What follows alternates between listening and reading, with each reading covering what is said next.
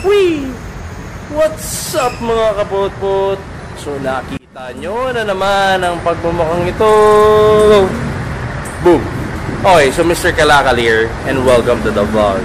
Now this afternoon guys, I'm gonna be showing you two bikes from Rusi, particularly yung mga 200cc models nila. And I'm gonna give you a walk around review or short review of these two particular bikes. So nakita nyo naman sa thumbnail kung anong bikes yung mga yun. Meanwhile guys, so samahan nyo ako sa aking activity ngayon dito sa Rusi as I show to you these two bikes na for me, I find it appealing and pwede ko isama sa mga wishlist ko. Okay? So here we go.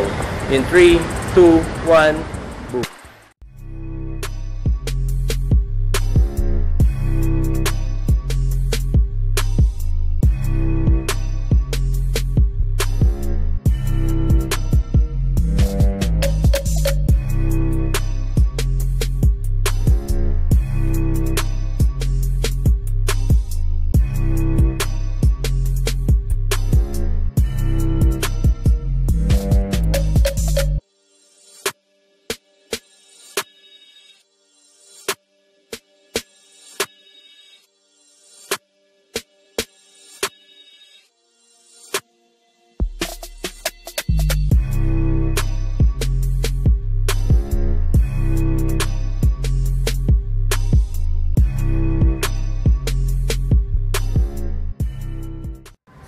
And so yun na nga mga kapotpot, nakita nyo yung konting montage natin of the two bikes that we're gonna be showcasing on this video.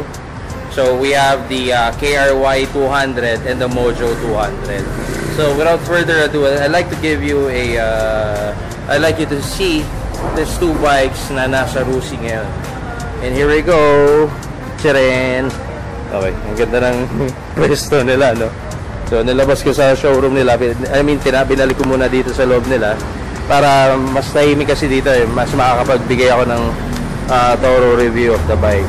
Okay, so first off, ito yung Mojo 200 guys. So if you are familiar with the Mojo 110, yung mini bike version nila ng mga ayun nga, no Mojo.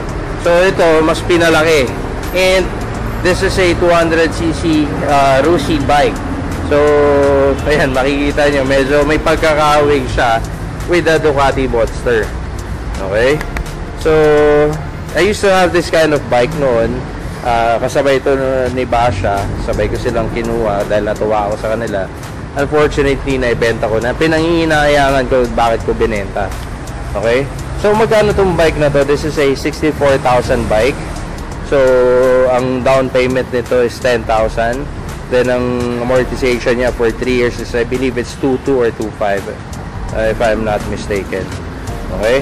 So wala kasi silang naka-activate na unit. Binunod ko lang to sa stock room nila. Kaya napakadumi. Anyway, so to start off with on reviewing the bike, ang Mojo 200 naka-digital gauge na siya. Everything, RPM, speedometer, fuel level, etc. etc. Digital na to. Okay? And yung handlebar niya, if you will see, ito, hindi siya parang fat bar, pero mas aggressive to pag napalitan niya ng fat bar na katulad ng kinakabit natin. So naka high rise kasi ito eh, pero medyo pag ganun, papasok, papunta sa rider, pero mas maganda yung fat bar dahil mas mataas, mas aggressive siya, in other words. Okay?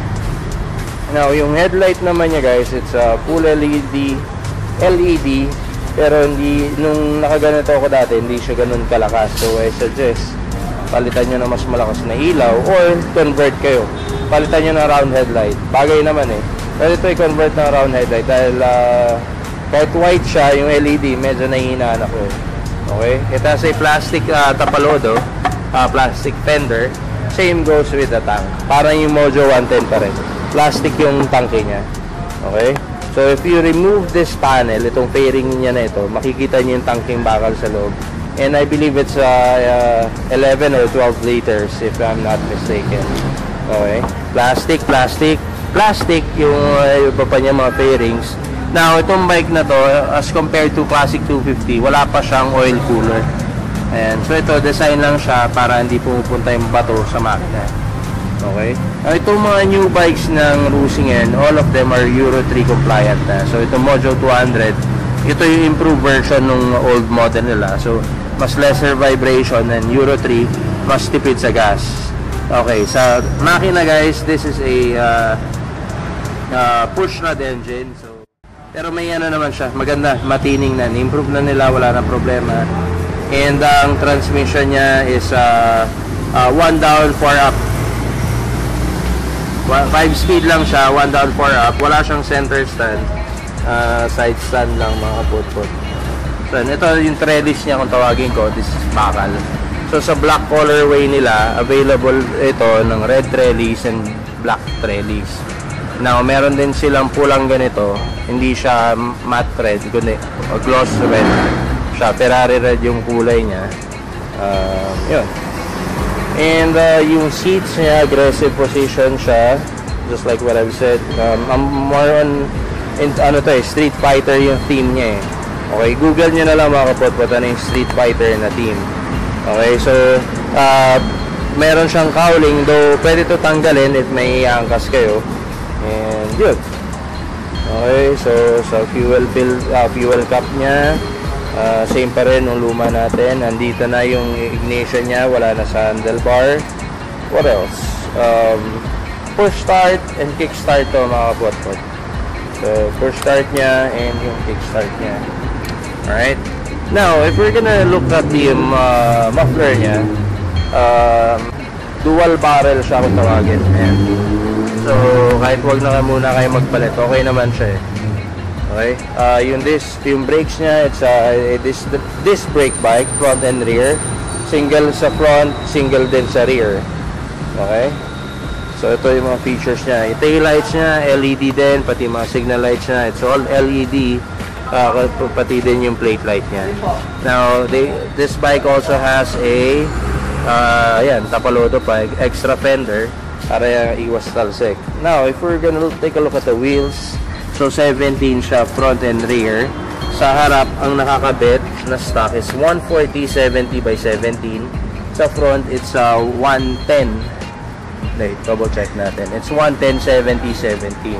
So, yung sa akin nun, nagpalit kayo agad akong gulong dahil madulas. Nadudulasan ako sa kanya. Palit kayo, ang kinabit ko yung stock ng Rusi Classic 250. So, para nagmukha siyang Street Fighter yung dating niya. Or pwede kayo magpalit ng street tires. At likod, pwede kayo magsagad hanggang 150, 160. Sa harap, 110 pa rin. Okay? So, ayan o. Ayan na mga umatak. Ano, wala tayong bagong batak? Alright, so going back dito sa Mojo 200, basically, if I will also recommend this bike kasi hindi siya palit magmukhang sports bike.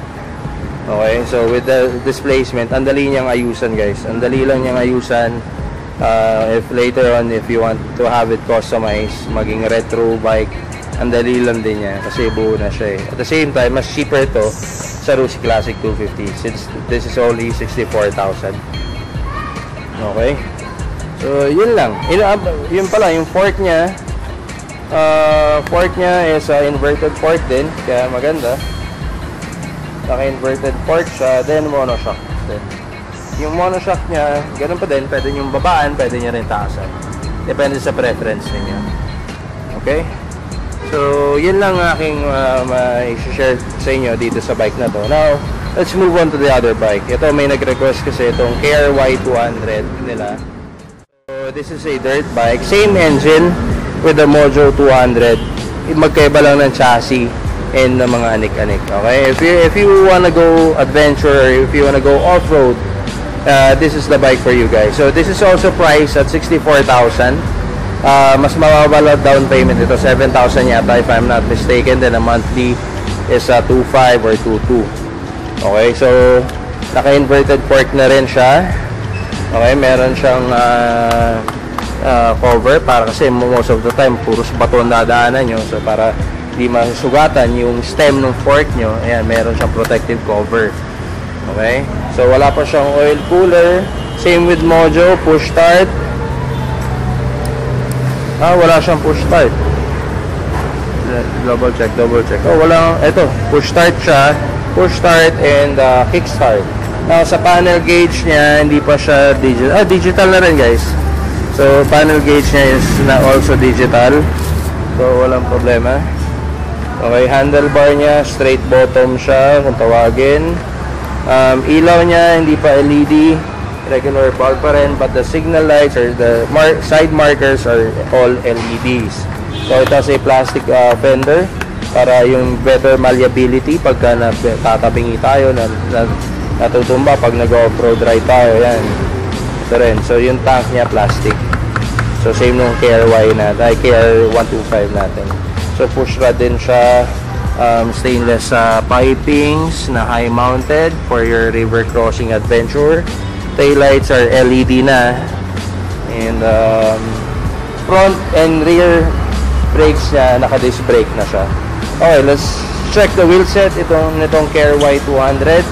Sa front niya, it's 2.75 by 18. Ang rims niya nakakabit is 18 by 1.6. Sa likod naman, ang tires niya ay 110/90 by 16. And I believe this is 16 by 2.5 and 2.5. Pero I'm gonna upgrade this bike since 200cc naman siya at gagawin ko siya talagang dirt bike. Palit ako sa harap ng 21 inch, sa likod 18 inch. So ito, lipat ko sa likod. Or palit ako ng mas malapat na rin. Okay, so ito yung muffler niya guys. Oh. Pasensya na kayo madumi at kinuha ko lang talaga sa bodega. So ito yung muffler niya. Meron din siyang extra toolkit dito. Okay, by the way, ang Mojo 200, ang toolkit niya nandito yan. Natatanggal yung upuan, pwede nyo ilagay ito. Okay? So, yan. Same engine, gold chains na to, bigger sprockets. And, ayan siya. Okay? So, kayo nang bahala mamili kung anong preference nyo. Pero ako both recommended kong bikes na to. Pero I'm more likely to go into this bike pa rin. Okay? If you wanna check the if you want to check how it looks like pagka sinakyan na, sige, i-demo ko sa inyo in a while. Okay? So meanwhile guys, kayo nang bahala mamili whatever you want. Ano mang bike ang gusto niyo dyan, it's all up to you. But both bikes are okay. Rusi has proved their worth naman kahit papano. So hindi rin naman sayang investment niya. Alright? Pakita ko sa inyo paano pag nakasakay na. In 3, 2, 1. Okay, so ito, we have here si Sir Teng para tulungan tayo. Kukunan niya ako ng video, papakita namin sa inyo ano yung sitwasyon niyan pagka nakasakay na yung rider. Okay guys, so again, I'm only 5'7", and I'm gonna show you the stance of this Mojo 200 pagka nakasakay na tayo. Yeah. So mga kapotpot, ito yung Mojo 200. So abot pa rin. Pagka medyo maliit tayo, what I suggest, pababaan nyo lang yung okay lang yan, nagre-record pa rin tayo. So pababaan nyo lang yung, what do you call this? Yung shock sa likod. Adjustable naman yung tag, di ba? Yes. Right. Okay, so yan. Then palit ka kayo ng handlebar na yung ginagamit natin, yung Rizoma Fat Bar. Then it's all good. Okay. So yan, pakita natin tayo sa side. Yan. Ayan siya. Pag nakasakay na tayo, bumabanking tayo pag kaliwa, diba? Okay naman. At takas pa kamansin na yung tututuan ko. Okay, tara, hindi pa tayo dito. Baka tumumba, magkabono pa ako dito.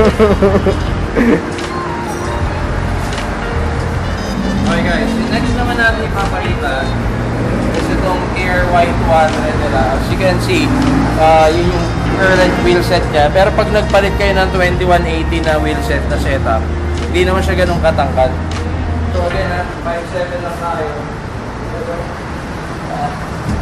Ayan, joke lang. Ayan, ganyan, bumababa naman siya. Bumababa naman siya. Kung mag 2118, sakto lang din. Medyo ganyan pa rin tayo. Maabot pa rin natin sa 5'7". Okay? So, yan. Here you go mga kapotpot. Makalala kayo kung anong pipiliin nyo. Depende sa requirement ninyo. Ano yung mapupuntahan nyo. Para sa yung motor. Okay? Taas. Ako na. Iwan. Okay. So, yun lang mga kapotpot. Meanwhile guys, so, thank you. May gusto ko mang batiin. Wala. Invite po sila dito sa Rusi Junction. Invite po kayo dito sa Rusi Junction. Ayan, ito nga, hanapin nyo lagi. Abangan nyo pag may batak to. Sa mga nag-aabang ng mga magagandang batak. Ayan, ito yung. Anyway guys, so, siguro yun na muna mga kapotpot yung aking share with these two bikes, and I do hope na enlighten ko kayo kahit papano. Kung sa nagre-request ng video na to, yung KRY and Mojo 200, ayan, pinagsama ko na sila. And yun, sana maging option nyo rin itong mga bikes na to. Alright? So, once again, this is your boy, Mr. Kalakal, now signing off. Right? Ciao everyone. Ride safe. God bless. Peace out.